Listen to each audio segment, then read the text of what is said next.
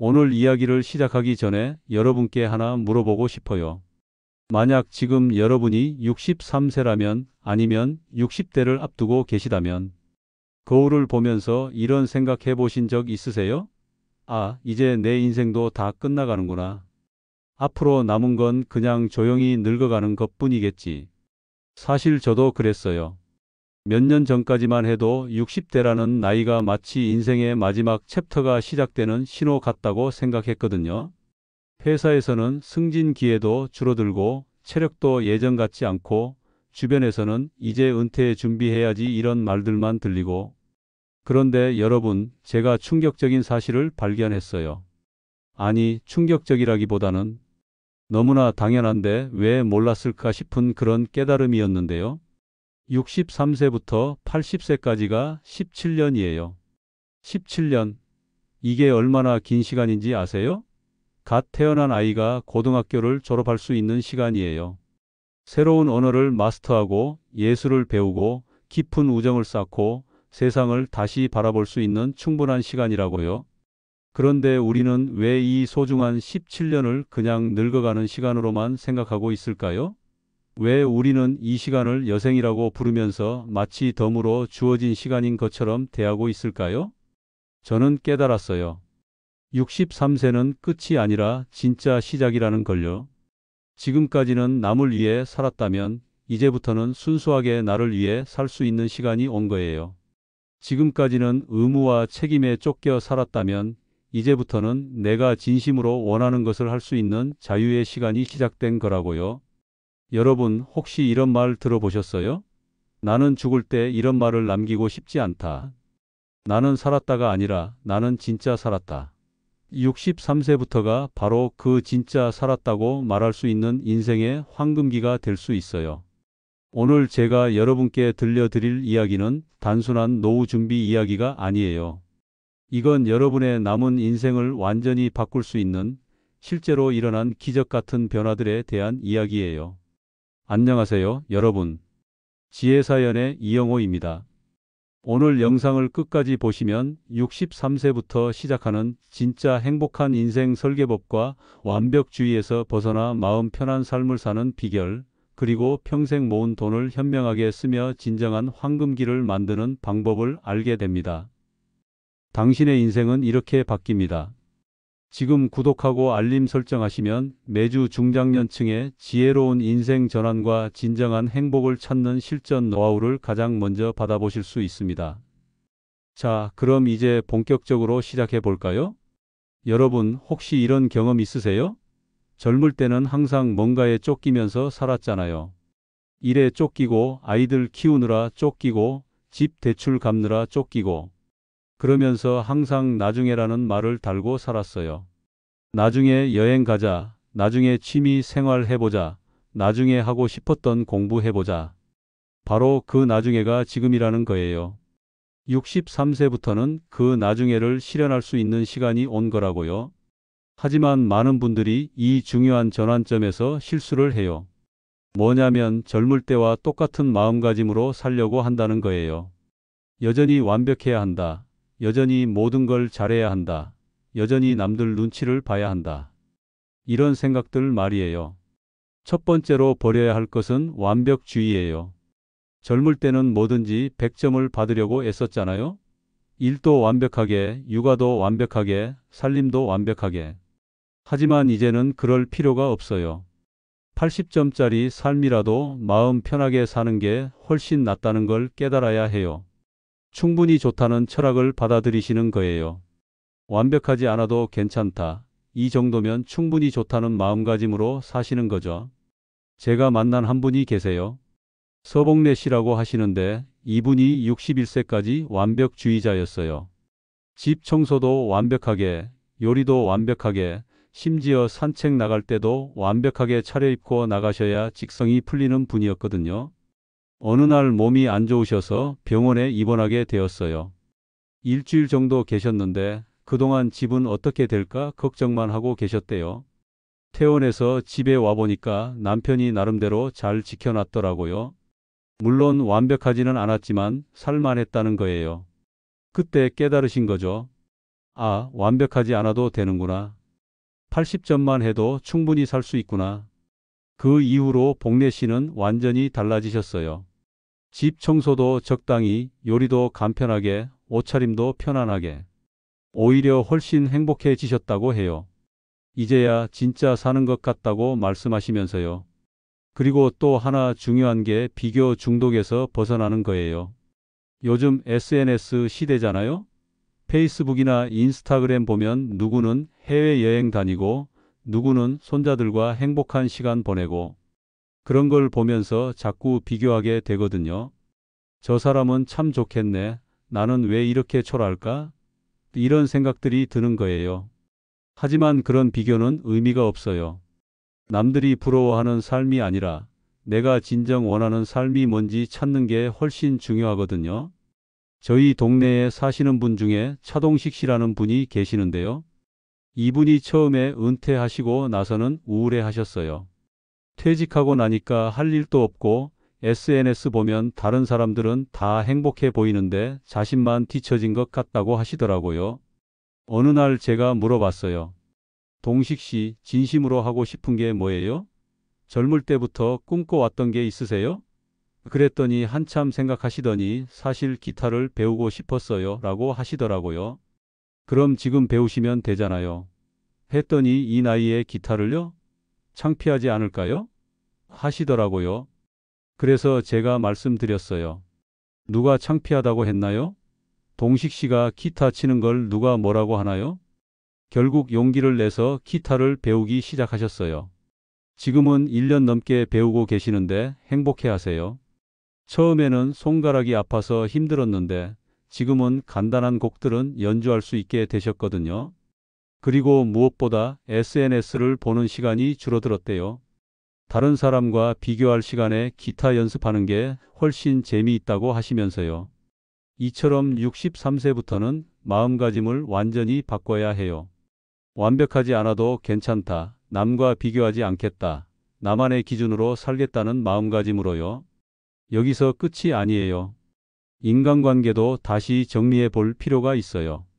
젊을 때 인간관계는 대부분 이해관계로 맺어진 거잖아요.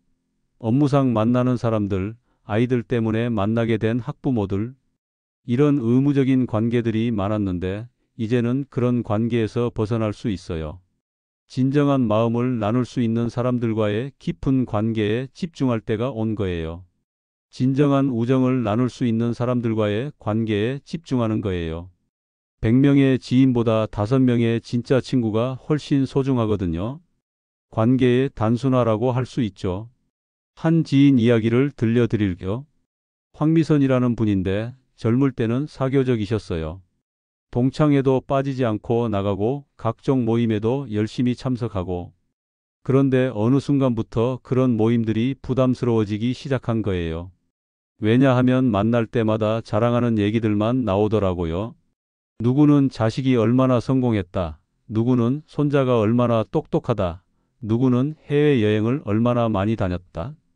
이런 얘기들만 반복되니까 만나고 와도 기분이 좋지 않은 거예요. 그래서 미선 씨가 용기를 내서 결정하신 거예요. 의무적인 모임들은 과감하게 정리하고 마음이 통하는 몇 명의 친구들하고만 깊이 있는 관계를 유지하기로 하신 거죠. 처음에는 내가 너무 이기적인 건 아닐까? 걱정도 하셨대요. 시간이 지나면서 깨달으신 게 진짜 친구들은 이해해 준다는 거였어요. 오히려 미선아, 내가 행복하면 그걸로 좋게라고 말해 주더라고요. 지금은 3명의 절친한 친구들과 한 달에 한 번씩 만나서 진솔한 대화를 나누고 계세요. 서로의 고민도 들어주고 기쁜 일도 함께 나누고 예전에 100명과 어울릴 때보다 훨씬 행복하다고 하시더라고요. 이제야 진짜 친구가 뭔지 알겠다고 말씀하시면서요. 그리고 가족과의 관계도 새롭게 설정해야 해요. 특히 자녀들이 독립하고 나면 부모들이 허전함을 많이 느끼시잖아요. 이게 오히려 새로운 관계를 만들 수 있는 기회라고 생각해 보세요. 건강한 독립성을 유지하는 거예요. 자녀의 삶에 과도하게 개입하지도 말고 동시에 자녀에게 의존하지도 마세요. 서로를 독립된 개체로 존중하는 성숙한 관계를 만들어가는 거죠. 실제 사례를 하나 말씀드릴까? 정혜란 씨라고 하시는데 자녀들이 다 독립하고 나니까 갑자기 할 일이 없어진 거예요. 그래서 자꾸 자녀들한테 전화하고 집에 오라고 하고 그러다 보니까 자녀들이 부담스러워 하더라고요. 특히 막내 아들이 어느 날 솔직하게 말한 거예요. 엄마, 엄마만의 삶을 사세요. 저희도 저희 삶이 있어요. 그 말을 듣고 에란 씨가 충격을 받으셨대요. 자식들을 위해서 한다고 생각했는데 오히려 부담을 주고 있었다는 걸 깨달은 거죠. 에란 씨가 어느 날 깨달은 게 자녀들도 자기만의 삶이 있다는 거였어요. 그래서 생각을 바꾸신 거죠. 자녀들과의 관계를 건강하게 유지하면서도 자신만의 삶을 찾아보기로 하신 거예요. 지금은 자원봉사도 하시고 동네에서 독서 모임도 만드셨대요. 뜻밖의 일이 생긴 거예요. 자녀들이 오히려 더 자주 연락을 하게 된 거예요. 엄마가 요즘 너무 활기차 보인다. 뭘 하고 계시는지 궁금하다고 말하면서요. 에란 씨가 말씀하시길 내가 의존적일 때는 애들이 부담스러워 했는데 독립적으로 살기 시작하니까 오히려 애들이 관심을 갖더라고 하시더라고요. 이처럼 가족과의 관계에서도 적당한 거리감을 유지하는 게 중요해요. 너무 가까워도 안 되고 너무 멀어도 안 되는 거죠. 자, 이제 건강관리에 대한 이야기를 해볼까요? 이 부분도 중요한 마인드 전환이 필요한 영역이에요. 젊을 때는 질병을 예방하는 게 중요했다면 이제는 현재 상태를 현명하게 관리하는 게 핵심이에요. 모든 수치를 젊은이와 같은 수준으로 맞추려고 애쓸 필요 없어요. 혈압이 조금 높고 혈당이 조금 높아도 일상생활에 지장이 없으면 그걸로 충분한 거예요. 물론 심각한 문제가 있으면 치료받아야겠지만 너무 수치에 매달릴 필요는 없다는 거죠. 제가 아는 분 중에 남철수 씨라는 분이 계세요. 이분이 건강관리에 열성적이셨어요. 건강검진 받으면 수치 하나하나 다 체크하시고 조금이라도 정상 범위를 벗어나면 바로 병원 가서 약 처방받으시고 어느 순간부터 약이 너무 많아진 거예요. 혈압약, 당뇨약, 콜레스테롤약. 아침에 일어나면 약 먹는 게 일이 될 정도였다고 하시더라고요. 그러다가 어느 날 깨달은 거예요. 내가 약을 먹기 위해 사는 건 아니잖아. 그래서 의사와 상의해서 꼭 필요한 약만 남기고 나머지는 끊기로 하신 거예요. 대신에 생활 습관을 바꾸기로 하셨어요. 매일 산책하고 식단도 조절하고 스트레스도 줄이고 그랬더니 놀라운 일이 일어난 거예요. 약을 줄였는데도 수치가 크게 나빠지지 않는 거예요. 철수 씨가 말씀하시길 그동안 약에만 의존했는데 생활 습관에 힘이 이렇게 클 줄 몰랐다고 하시더라고요. 지금은 최소한의 약만 드시면서도 건강하게 지내고 계세요. 그리고 약에 대한 생각도 바꿔보세요. 의사가 처방해 준다고 무조건 다 먹을 필요는 없어요. 꼭 필요한 약인지 주기적으로 점검해 보시고 때로는 생활 습관을 바꾸는 게 약보다 더 효과적일 수도 있거든요. 특히 중요한 건 완벽한 건강이라는 환상에서 벗어나는 거예요. 63세가 넘으면 누구나 몸 어딘가에 문제가 생기기 마련이에요. 그걸 자연스러운 일로 받아들이는 거죠. 병원에서 만난 분 중에 송혜숙 씨라는 분이 계시는데 이분이 처음에 오셨을 때는 우울해 하셨어요. 무릎이 아프고 어깨도 결리고 소화도 잘 안 되고 내가 이렇게 빨리 늙었나? 하면서 자책하고 계셨거든요. 그런데 제가 말씀드렸어요. 혜숙 씨, 지금까지 60년 넘게 몸을 열심히 써왔는데 어디 한 곳 안 아픈 게 오히려 이상한 거 아닐까요? 그랬더니 표정이 조금 밝아지시더라고요. 그럼 아픈 걸 당연하게 받아들이라는 말씀이세요? 하시길래 아픈 건 아픈 거고 그래도 할 수 있는 일들은 많다는 걸 기억하라는 뜻이에요 라고 말씀드렸어요. 혜숙 씨가 생각을 바꾸신 거예요. 무릎이 아프면 격한 운동 대신 가벼운 산책을 하고 어깨가 결리면 무리하지 말고 적당히 쉬어가면서 일하라고. 그렇게 몸의 신호에 맞춰서 살기 시작하신 거죠.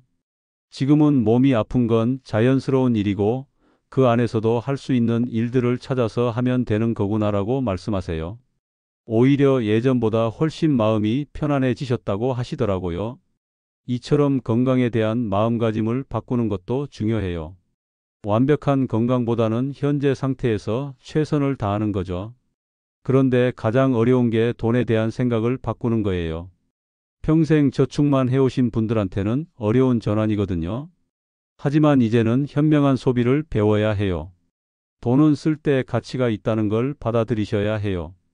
통장 잔고만 늘리는 게 아니라 경험과 추억을 쌓는 데 투자하는 거예요. 가고 싶었던 여행지, 배우고 싶었던 취미, 만나고 싶었던 사람들. 이런 것들에 돈을 쓰는 게 진정한 투자라고요. 제가 병원에서 만난 분 중에 유재호 씨라는 분이 계시는데 평생 아껴서 사시고 저축만 하시던 분이에요. 젊을 때부터 나중을 위해서라면서 여행도 안 가시고 좋은 옷도 안 사시고 검소하게 사셨거든요. 어느 날 갑자기 쓰러지셔서 병원에 입원하게 되신 거예요.